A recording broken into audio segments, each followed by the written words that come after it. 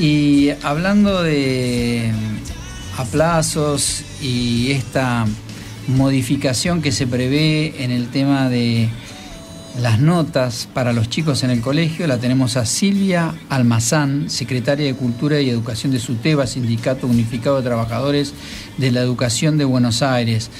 Muy buenas tardes, Silvia. Miguel Sorraquín te saluda. Buenas tardes, Miguel. Buenas tardes a toda la audiencia. Bueno, gracias por comunicarse con nosotros. Nos parece que está muy interesante el debate que se está produciendo y convocamos a continuarlo a toda la sociedad porque nos parece que a veces juntarnos o reflexionar y pensar de qué manera avanzamos en construir educación pública de calidad en una escuela que está cobijando a la generación del siglo XXI, ¿no? A quienes van a dirigir, a quienes van a ser los dirigentes en la plenitud de este siglo. Así que eso es muy importante para nosotros.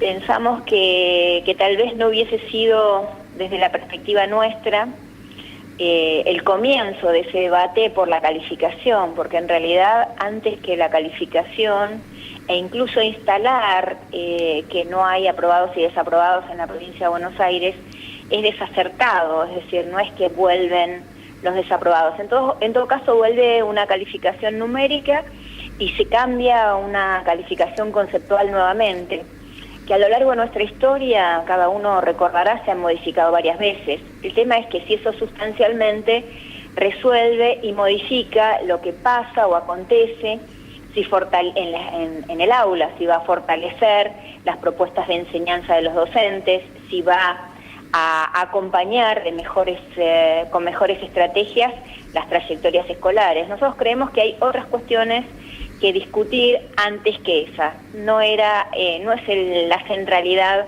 para nosotros a la hora de pensar la educación primaria para este siglo XXI, ¿no?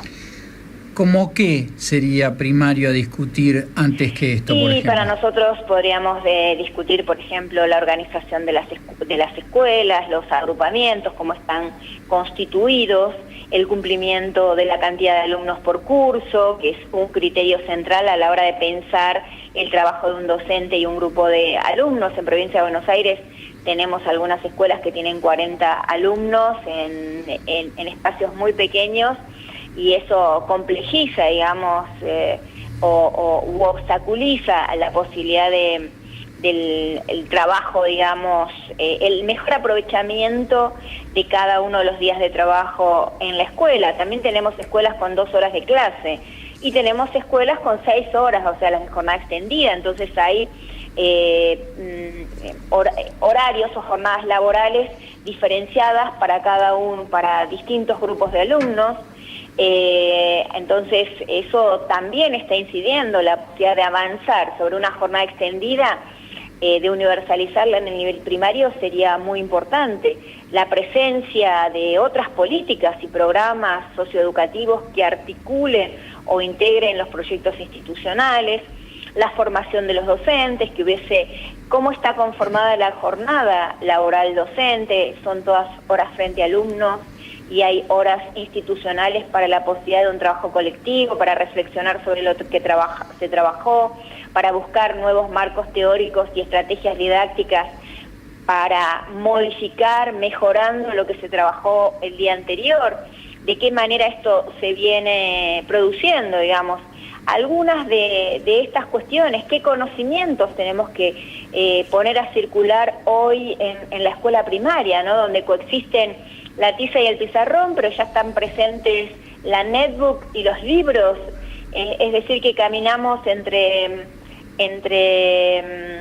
avanzando, digamos, hacia la presencia fuerte de la tecnología en la vida de nuestros niños y jóvenes, y si eso ayuda o no a la conformación de un pensamiento crítico y de una lectura sobre la realidad. Silvia. Hay un sinnúmero, nos parece, de temáticas que a nosotros nos apasionan, poder analizarlas, y en todo caso ha sido una emergente la calificación, pero no va a modificarse mañana el trabajo en el aula porque un pibe tenga un desaprobado o insuficiente o un 1 o un 2, ¿no?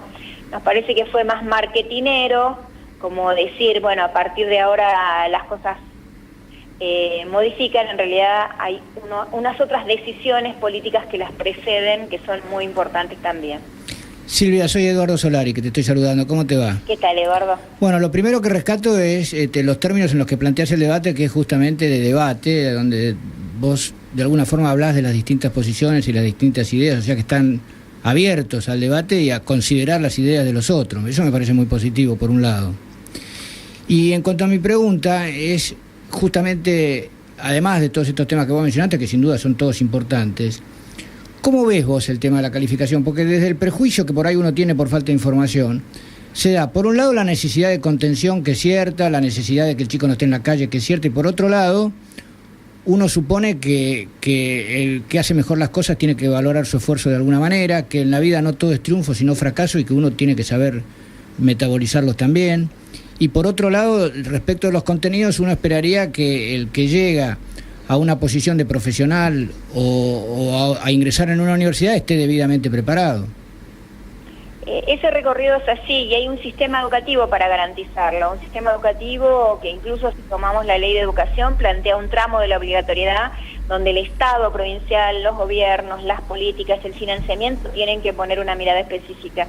Y ese tramo va en la provincia de Buenos Aires desde los 4 años a la de 4 y 5, nivel inicial, 6 años de escuela primaria, 6 de secundaria, 7 años en técnica y agraria. Es decir, son 14 o 15 años de obligatoriedad, de mirada precisa que de su trabajo en términos de las instituciones que tiene que hacer el Estado y el gobierno provincial. Entonces, hay una inversión de esa pirámide de responsabilidades. Si lo que se mira es qué pasa con el pibe solamente, es decir, empezamos por el eslabón más débil, no por los eslabones más fuertes. ¿Se entiende esto? Si solo miramos qué produce un pibe o pensamos que es una evaluación... No, por supuesto que no solamente. ¿no? Me parece que ahí hay... Pero Silvia... Nosotros queremos ubicar por ahí el debate. Después podemos entrar en ver cómo se hace la evaluación en la escuela, ¿no? Si yo no pienso cómo me calificaron a mí, vuelvo a reiterar, cada uno de nosotros reflexione sobre nuestras trayectorias estudiantiles y cuántas veces se modificaron las calificaciones. Y si esto implicaba una mejor política, si esto implicaba una otra mirada de la familia, un otro acompañamiento de las instituciones y un mejor pararse desde nosotros como estudiantes, ¿no? Miremoslo. Creemos que lo que hace que haya un colectivo de adultos acompañando la educación de los pibes es precisamente que formemos parte de ese debate y democráticamente podamos pensar cuáles pueden ser esas líneas de abordaje. Y ahí la calificación es el último punto, porque en todo caso quiere decir que se definieron políticas públicas, por ejemplo, yo quiero tomar un ejemplo, porque a veces se piensa que solo se alienta el facilismo desde la escuela si no hay una promoción, si no hay un aprobado y un desaprobado. En Italia, en Francia, en algunos países en Europa, los chicos promueven recién en el 5º grado, es decir, que transitan la escolaridad hasta el 5º grado. ¿De qué manera lo hacen? Acompañado con un equipo multidisciplinario que va siguiendo la evaluación año por año hasta el 5º año, donde se define qué va a pasar, si va a continuar o si requiere de un año más o de alguna otra estrategia en la que interviene de manera colectiva la institución. Ahí no vamos a pensar que hay facilismo, está pensada una estrategia de sostenimiento de una trayectoria escolar. Bien, ¿por qué si en Provincia de Buenos Aires se pensó en la modificación que tal vez, lo ponemos a debate, el punto tenga que ser solo la calificación pensada desde los méritos individuales y del aprobado y desaprobado de un sujeto y no pensar cómo la institución actúa y cómo el sistema educativo con sus políticas actúa y los que tienen responsabilidades, porque la máxima responsabilidad la tiene el gobernador o gobernadora en nuestro caso y el ministro de Educación, son los máximos responsables en ese proceso. Por eso decíamos, hay algunas otras cuestiones que anteceden a pensar si un pibe va a tener más conocimiento o menos, va a llegar con más conocimientos o menos conocimientos, si hay un aprobado o desaprobado de por medio, si hay un 1 o hay un 6.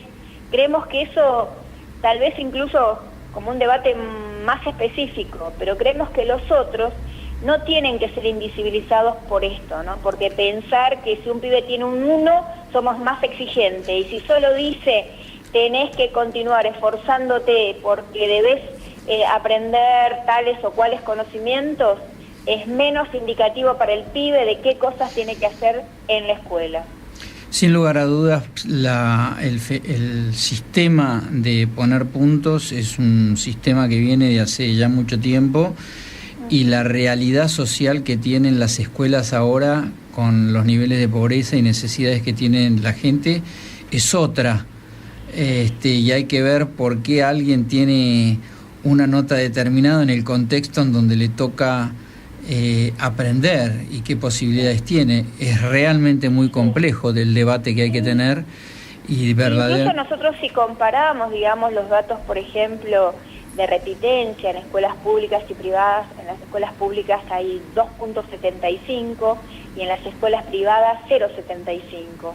Entonces, a ver, ¿hay exigencia? ¿Dónde está puesta la exigencia si solo yo miro los fríos resultados finales? ¿No? Pareciera haber un punto más de exigencia desde ese lugar en la escuela pública y no en la escuela privada.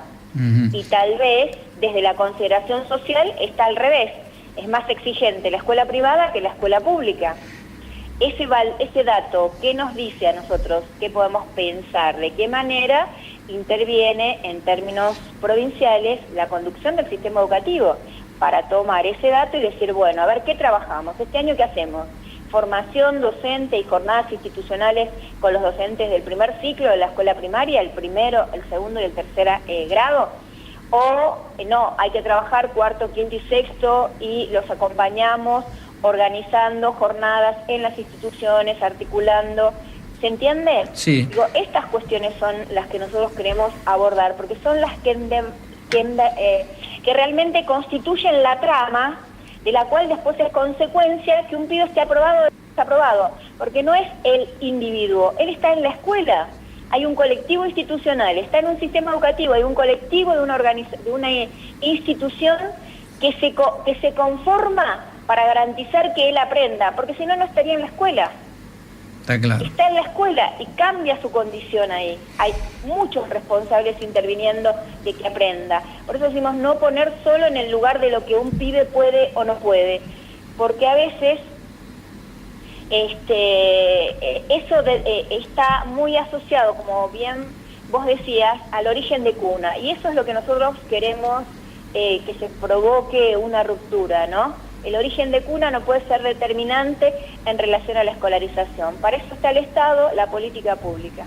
Bueno, Silvia, te agradecemos muchísimo el contacto, tema que va a dar para mucho y seguramente se seguirá debatiendo, así que vamos a volver a consultarte sobre esto. No, muchas gracias. Muchísimas gracias. Es un debate muy interesante porque es pensarlo siglo XXI, ¿no? Y sí. Niños y jóvenes y las responsabilidades que tenemos en su formación. Y hay una tendencia a querer repetir lo que uno vivió en un contexto que no tiene nada que ver, ¿no? Exactamente. Bueno. Eso es muy importante y es el esfuerzo mayor que tenemos que hacer, ¿no? Imaginar qué cuestiones diseñarán ellos a mediados de este siglo, que tal vez nosotros no las veremos, pero que tenemos que empujar a que ellos puedan construirlas. Gracias. Muchísimas gracias. Bueno, hablamos con Silvia Amalzán, secretaria de Cultura y Educación de SUTEBA, Sindicato Unificado de Trabajadores de la Educación de Buenos Aires.